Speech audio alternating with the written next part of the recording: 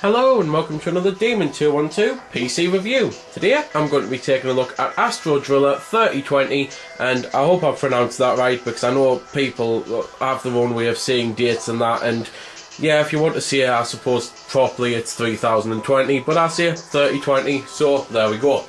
And if you've never played it before, it's a puzzle game, and it's one of those I'll have to jump into it to explain it, but I'll also very quickly mention that if you see the screen go black and white at any point during the video, I'll do my best to correct it right away. The cable I'm using is a little old and I'm waiting for a new one to arrive, so yeah, apologies if it happens. So anyway then, at the start you've got start game, you've got the options. Options as usual stuff, you can choose your resolution and sound effect and volume stuff and that.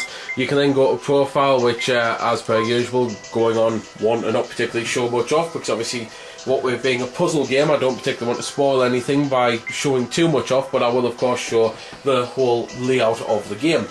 So when you go into it, it tells you a load of stats that you've done, all the different coloured asteroids that you've destroyed and how many that you've destroyed of them and what your high score is and stuff. And from there on in, you've basically got the main map here, which as you can see, there's a whole lot of planets there, and every planet's a level, and it's just a massive game. It really is. I'm really happy with the length of the game.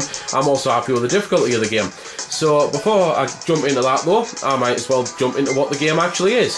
So let's go on the, well, I suppose the training mission, because it is the first mission you get and it is very basic. It's almost impossible to fail.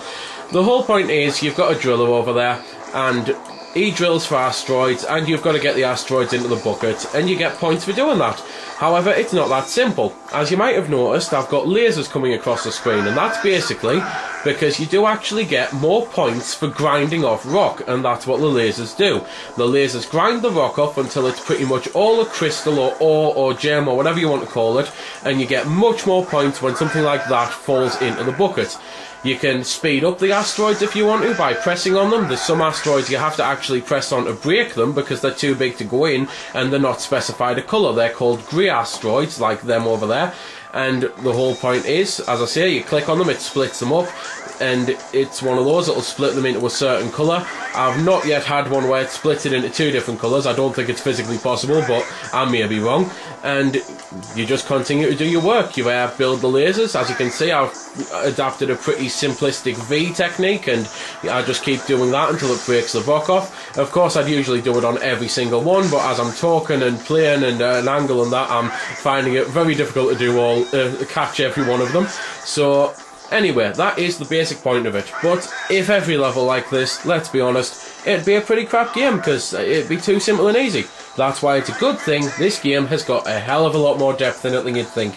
I suppose probably the best thing to describe this is like Peggle. It's something that's so simplistic, it's unbelievable, but it's so brilliant at the same time because it's got a lot of hidden depth. And the hidden depth comes in the way of a shop, which I'll just put into now. So, the whole point of the shop is when you beat a level you get medals. You can get your usual bronze, silver, gold and platinum, and when you get the medals you get points, and from there you can upgrade one of 10 things. So there's basic, well, I say one of 10 things, it depends on if you've stockpiled your points. You can upgrade 2 or 3 in a row if you want to, but it's probably best to upgrade as you go.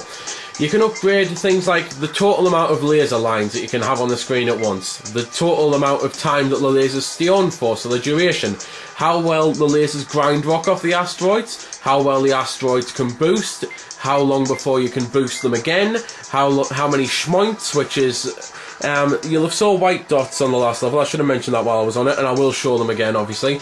There's these white dots and it becomes coloured dots as well, and matching them up and that, so I'll explain that. But the little dots give you points, but they call them schmoints on this, and it's a cool little thing. It's something to make the game your own, I suppose, but at the same time, when I first put it on I thought, does schmoint mean point? I wasn't sure. So you can increase how many schmoints you get from doing things, you can increase the laser length, you can just like increase your critical bonus and stuff like that. And if you choose something and you decide not to do it, you can hit undo before you leave the shop, and obviously it will undo. So anyway then, as I say, if the whole game was as basic as the first level, it wouldn't be a very good game. But where the game gets even more depth is the fact that, as you can see here, we've now got 2 different coloured asteroids and 2 different coloured buckets. And if you put a blue asteroid in the blue bucket and a yellow asteroid in the yellow bucket, then all is well. But if you do what I've just done there, you get no points whatsoever.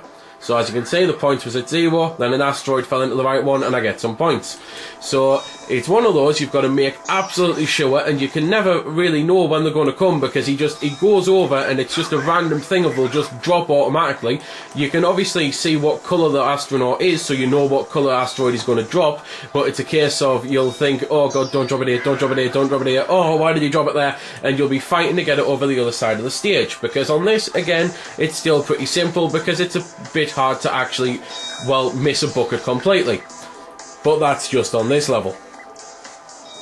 On levels like this, however, there's gaps there where the asteroids can fall through, and you don't want that to happen. There's other asteroids for you to bump off, and doing that actually gets you points, but it sends them spiralling out of control if you don't hit them at the right angle, and it can totally mess you up, so you've got to get very skilled with lining them up to get you the bonus points. As you can see, there's also 3 buckets on this time, well 4 buckets but 3 different colours.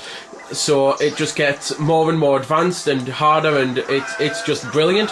It's the type of game that, as I say, it's a bit like Peggle. It seems simple at first, you know, you fire a ball at some pegs, but then you get addicted to it, and this is the same premise. You have some asteroids, you have to drop them into a bucket, but it just gets amazing. Anyway, I'll have to quickly cut and try and sort this cable out, but those dots there are basically the schmoink things I was on about earlier on.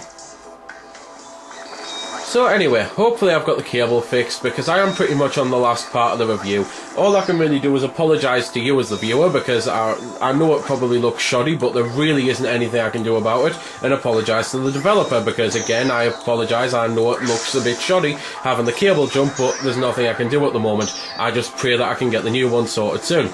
So anyway, as I say, there's pretty much nothing left to say about the game. You've got the general gist of it, and it's the type of thing that by now you're already going to know if you're going to enjoy the game or not, because it's the type of game that you're either going to love or hate. I think it's going to, again, be like, and I know I keep mentioning it, but it probably is the perfect example, like Peggle, because there's so many people who love Peggle for its simplicity and its brilliance, but there's so many people who hate it as well, and I think that's a great shame for Peggle, and I think it's going to be a great shame for this game as well.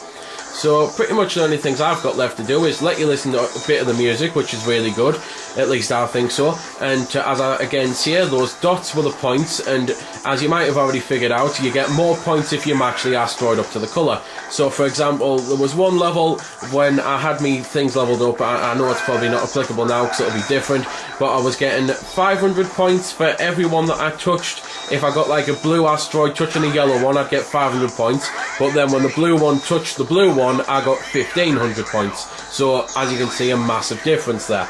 There's then also a few other things to quickly mention on the screen. You've got your timer there, you've got your asteroid counter of how many you've done in a row on that, you've got your pass meter, which as long as you get the green bar above fail, you've passed and gone on to the next level. However, depending on where you get it, depends on your medal. So bronze, silver, gold, and the very top's platinum.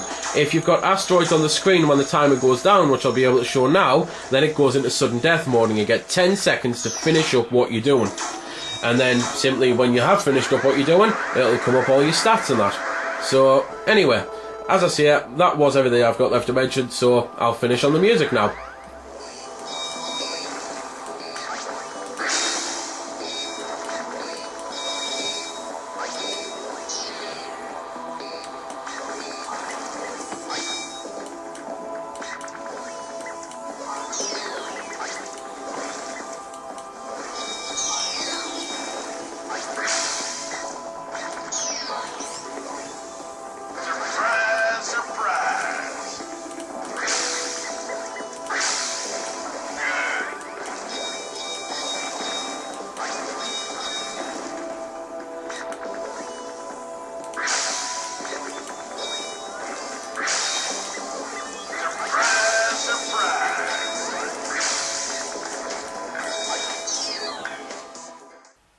So there we go then. That's been the review. I hope you found it helpful.